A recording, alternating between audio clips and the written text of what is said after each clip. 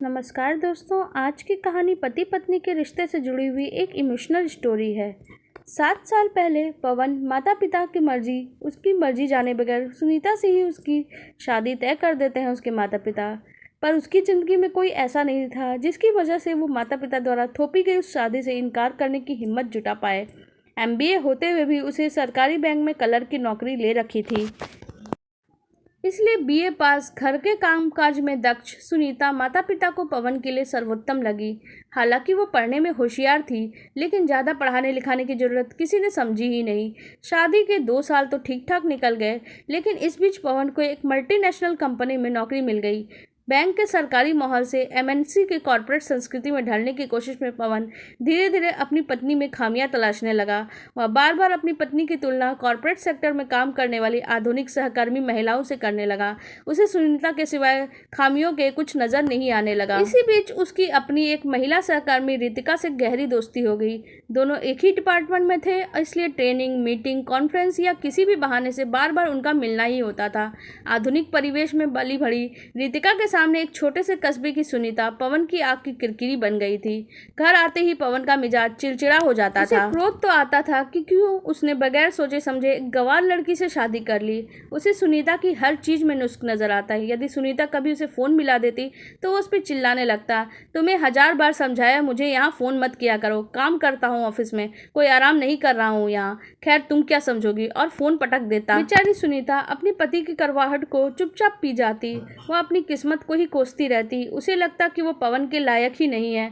उसे आत्मग्लानि और कुंठा भरने ही जा रही थी। उसकी शादी को 5 साल होने जा रहे थे। कई बार कहने के बावजूद पवन अभी भी पिता नहीं बनना चाहता था, पर सुनीता की ममता संतान की इच्छा को तड़पती रहती थी। उसे लगता था शायद बच्चे के आ जाने के बाद उसके रिश्ते में कुछ सुधार हो जाए, लेकिन पवन बच्चे का नाम सुनते ही आग बबूला हो जाता। रितिका ने पवन को कई बार समझाया कि वह सुनीता से तलाक ले ले। इस बात को लेकर पवन और रितिका में कई बार झगड़ा भी होता।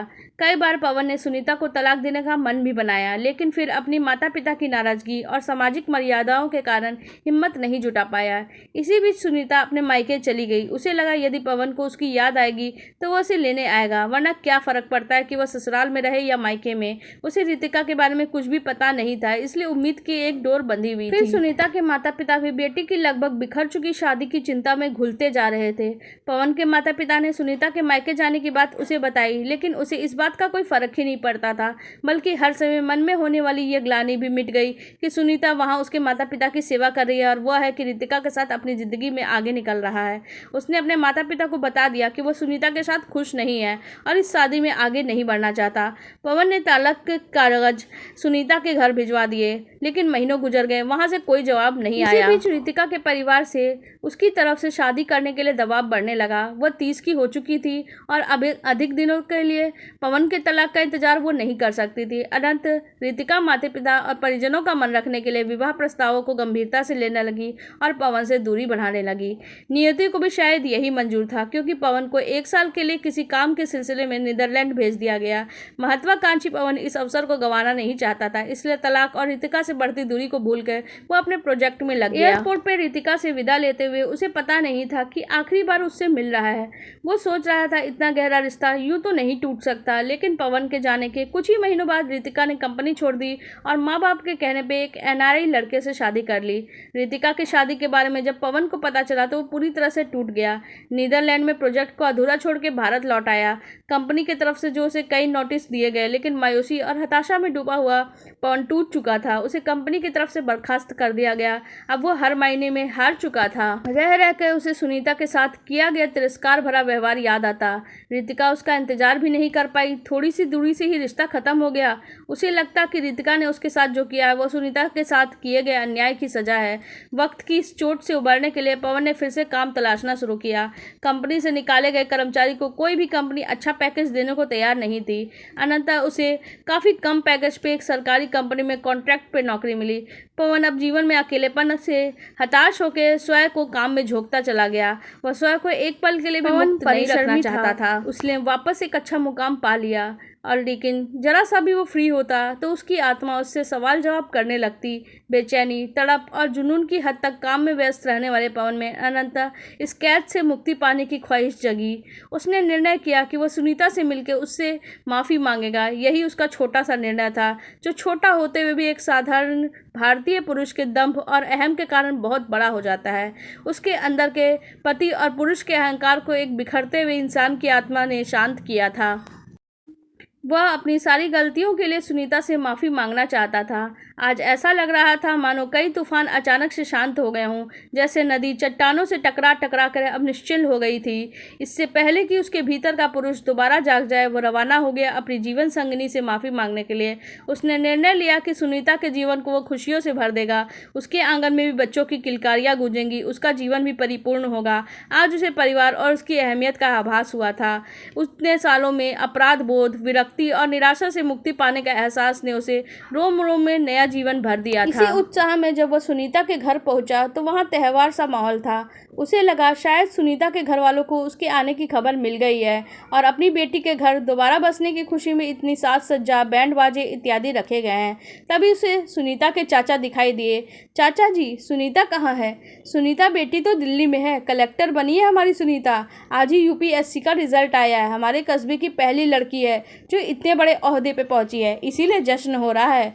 सुनीता के चाचा ने जवाब दिया। 7 साल पहले उत्साही पवन और आज के निराश हताश पवन में काफ़ी बदलाव आ चुका था, इसलिए चाचा जी ने पवन को नहीं पहचाना और बधाई देने आए अन्य लोगों की खातिरदारी में व्यस्त हो गए। इससे पहले कि सुनीता के माता पिता पवन को पहचान लेते, पवन वहां से चला गया। भयंकर तूफानों को दिल में समेटकर असंख्य सवालों के बवंडर में फंसा हुआ, क्या अब सुनीता उसे माफ़ करेगी? क्या वह उससे ऊंचे ओहदे वाली अधिकारी बनने का दम दिखलाएगी? जिस अहंकार ने पवन को घेर लिया था, क्या वह सुनीता को भी घेर लेगा? क्या पवन की ही तरह सुनीता अपने लिए कोई नया साथी नहीं तलाशेगी?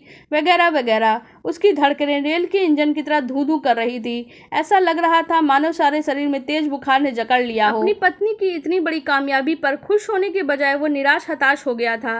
हताश अपनी शादी के आखिरी कड़ी के टूटने के डर से, हताश सुनीता को हमेशा के लिए खो देने के ख्याल से, हताश अपनी ही गलतियों का अक्स सुनीता में दिखने के भय से। वह पूरी तरह से टूट चुका था। आज उसे अपने जीवन से घृणा हो रही थी। उसे ऐसा आघात लगा था कि दर्द रगों को चीर के निकल जाना चाहता था, लेकिन निकल नहीं पा रहा था। आज उसे एहसास हुआ कि परिवार का कितना अधिक महत्व है। उसे अर्थहीन जीवन के प्रति उसके मन में स्थायी रूप से वितृष्णा जन्म ले रही थी। ऐसी ही मनस्थिति में वह अपने घर लौटा, लेकिन अपने घर पर सुनीता को पाकर अचंभित हो गया। क्या वह सपना देख रहा है, या सुनीता जो उसके तानों का जवाब देने आई है, अथवा सुनीता उसको तलाक के कागज थमाने आई है? उसके चेहरे की चमक से चौंधिया रहा था पवन।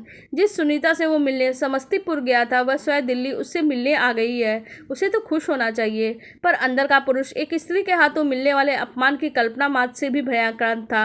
एक स्त्री पुरुष के 1000 तानों को सुनकर भी जिंदगी जी लेती है, लेकिन पुरुष स्त्री के मुंह से निकली हुई एक भी बात को अपने अस्तित्व के लिए चुनौती मानता है।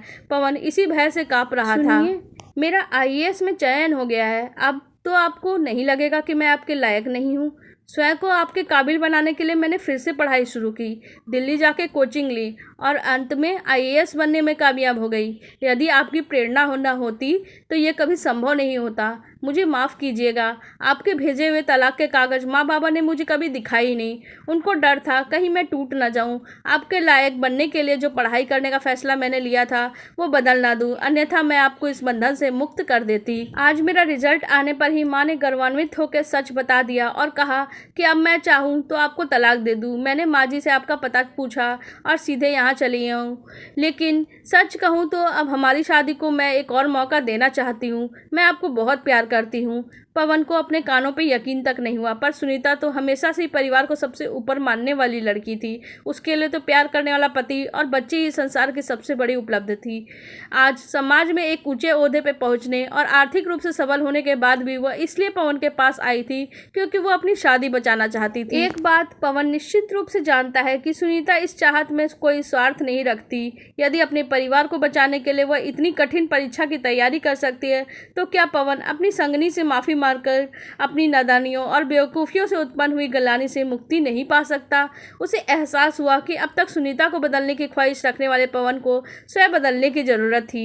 वह सुनीता के पैरों में गिर पड़ा और गिड़गिड़ा के माफ़ी मांगने लगा। सुनीता यह देखकर अचंभित थी, क्योंकि आज भी वह किसी माफ़ी की उपेक्षा से नहीं, बल्कि अपनी शादी को बचाने की आखिरी उम्मीद लेकर यहाँ आई थी। रितिका के बारे में बताया और रितिका की बात सुनकर सुनीता की आंखें भर आई, लेकिन उसे इसका अंदेशा भी नहीं था।